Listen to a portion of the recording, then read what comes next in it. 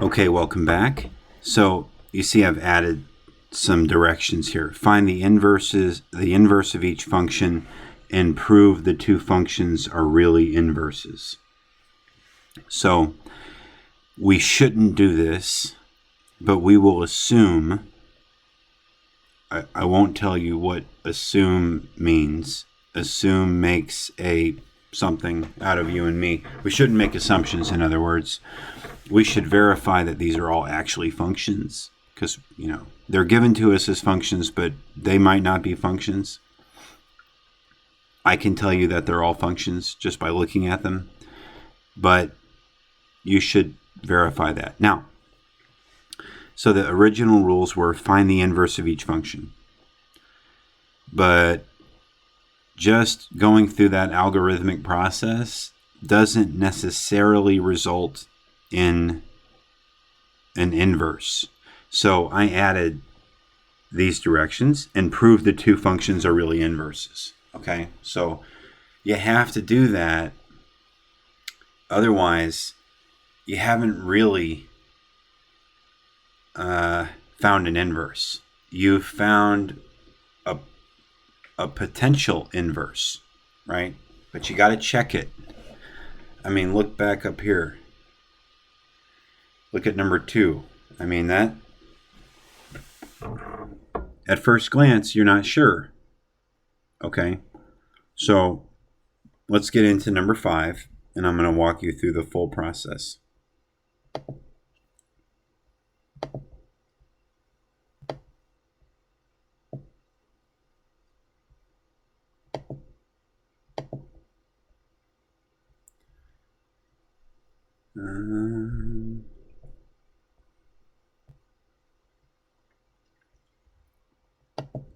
So I'm going over here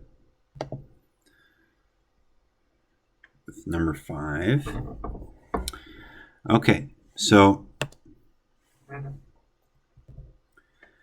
in order to find the inverse of a function, the first thing you have to do is replace the g of x with a y. So let's just do it. So here's step 1. Okay.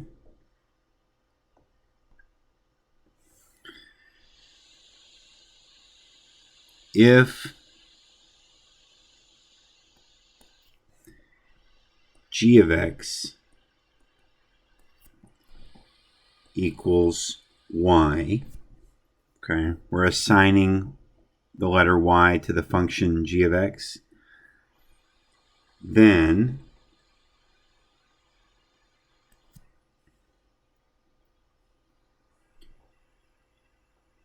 y equals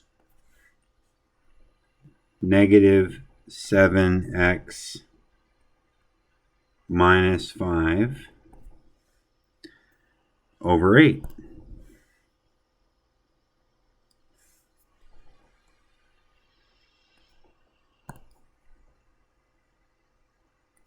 Okay. Now in step 2, swap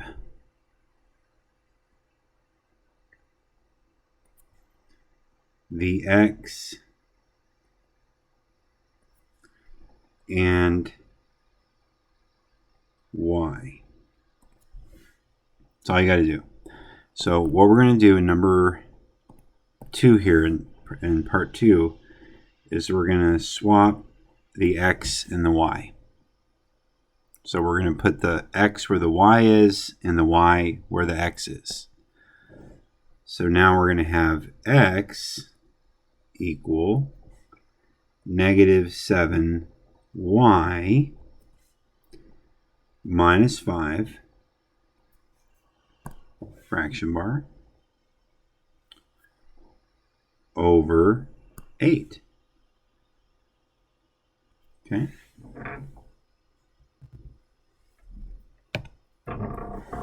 So now in step 3, we're going to solve for y.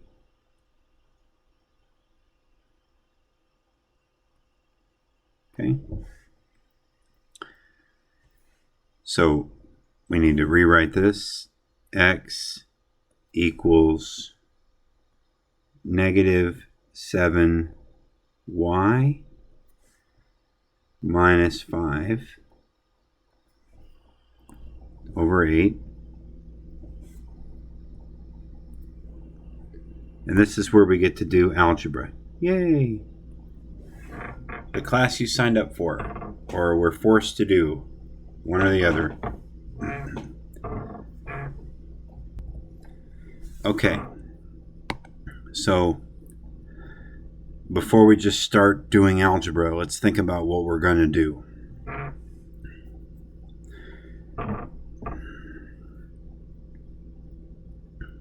I see that in front of the y, there's a negative 7, and I don't like negatives in front of my y's. Okay, so ultimately, the sound you're hearing, this creaking sound, that's the table. Ultimately, when we get done with this, getting rid of the 8 in the denominator part, we want to quickly move that y to the left side of the equal sign. And we'll do that using the inverse operation of subtraction, which is addition. So we're going to multiply both sides by 8 and get rid of the 8 on the right. And then we'll have 8x equals negative 7y minus 5. And then we're going to add 7y to both sides. So we'll have 7y plus 8x equals negative 5. Okay? And don't worry, I'm going to walk you through the whole thing. So let's start by multiplying both sides of this equation by 8. So I'm going to multiply the entire left side of the equation by 8.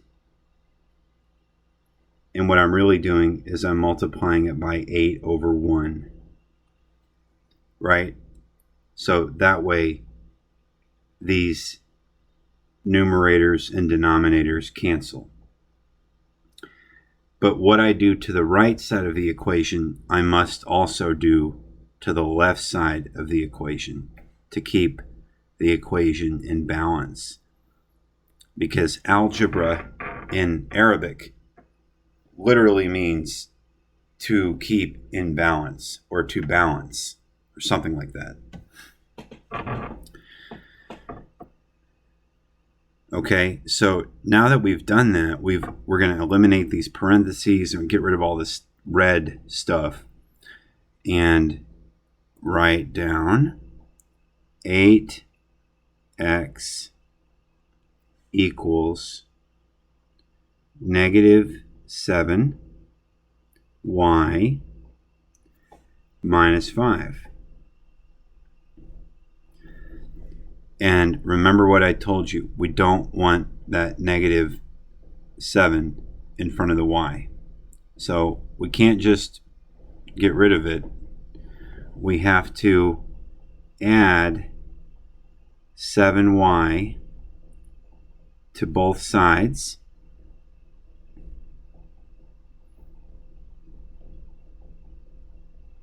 Kind of like that. And negative 7y plus 7y equals 0. Okay? But normally what I do and what a lot of teachers do is they just mark it out. So now we have 7y plus, because this is positive, 8x equals negative 5. We're not done yet because we want the y to be by itself. So right now, 8x is added to 7y. So before we can get rid of the 7, we have to get rid of the 8x. And we do that through the inverse operation of addition. So plus 8x, we're going to do minus 8x on both sides.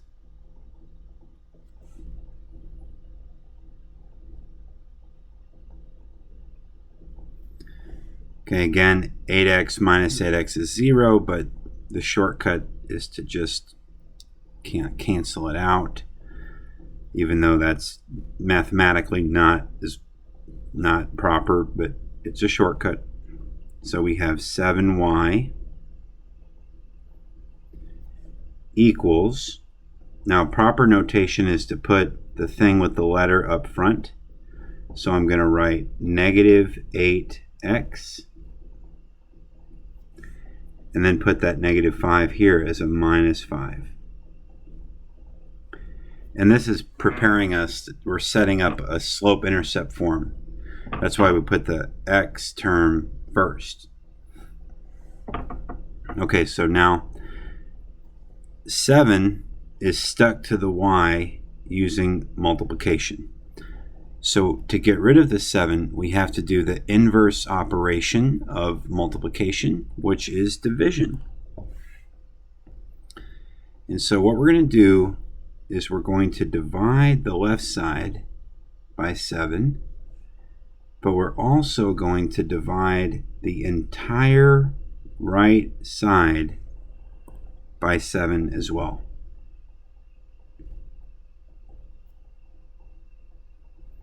And when I say the entire right side, I mean this whole thing here. Now, these 7s cancel out, leaving behind 1s, which we don't have to write. And we arrive at y equals. So this is a pivotal moment. But so far, we just have negative 8x minus 5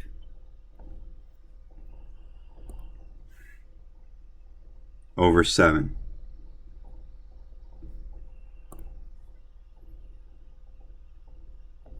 Now, I want to point out something. That is not only a valid answer, like that's a valid solution. So we want to say something here. And I'm going to write maybe, right? Because we haven't proven this. But maybe f inverse x, wait, was it g? It was, sorry, g inverse x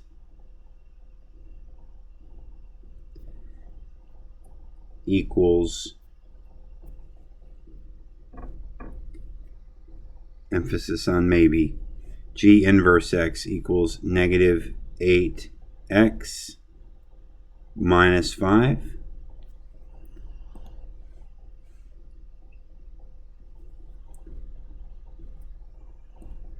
over 7. Now some of you are thinking, oh wait, shouldn't we make these fractions, like shouldn't we put the 7 underneath the negative 8x and then the 7 underneath the negative 5? If you wanted to write this in true slope-intercept form, that's exactly what you would do. So you would write y equals negative 8 over 7x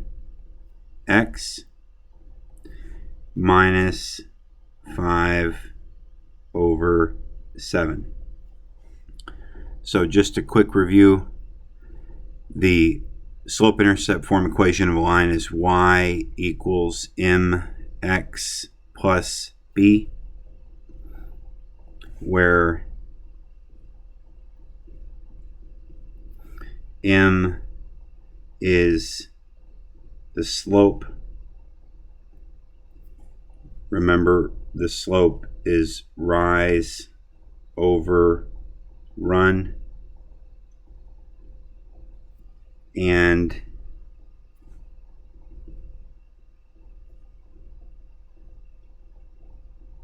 b is the y-intercept.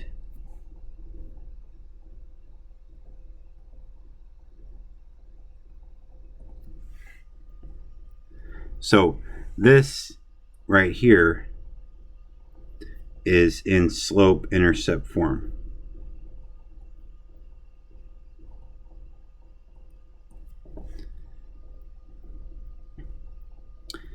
All right.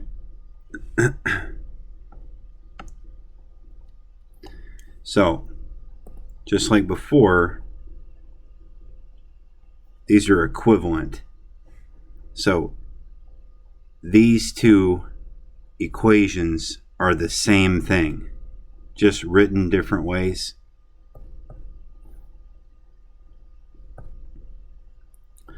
So, again, maybe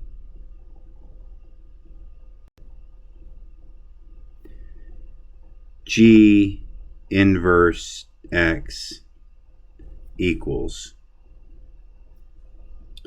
negative 8 over 7x minus 5 over 7. Okay? So what we call these here are, you say something like possible conclusions or possible inverses, right?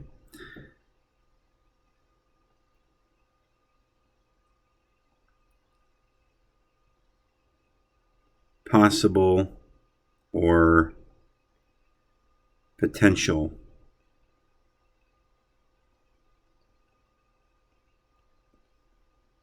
inverses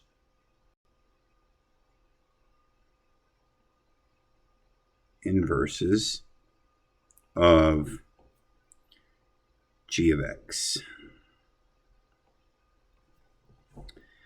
But we haven't proven that they're inverses. And that's the part where I added the extra instruction of you have to verify it. Okay? So we don't work with possibilities. We work with validation. So if you just write this down, if you just took one of these and wrote it down, I suppose according to the original instructions, it would be valid. But my additional instructions should have been there, in my humble opinion. So we're going to prove it. Now, there's a reason for everything that I do. I'm not wasting any of your time. So remember I said that both of these were identical? That means that both of these are also identical. And when we verify these possible inverses, one of these forms is going to be more useful or easier to work with in the verification process than the other. So let's go look at the original function g of x and see which one of these two equivalent functions would be easier to use when verifying. So look at g of x. Just look at how it's written. Okay? Negative 7x minus 5 over 8. Now you tell me. Look back here. Which one of the two, we'll call this one 1 and this one 2. Which one of these two looks easier to plug in right here?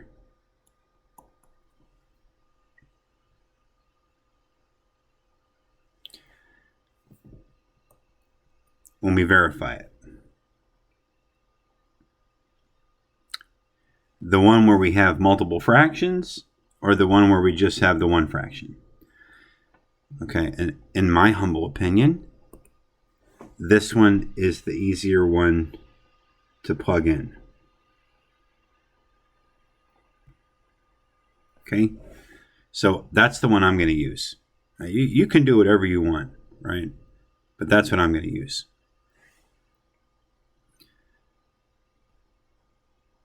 So let's move on to the verification process.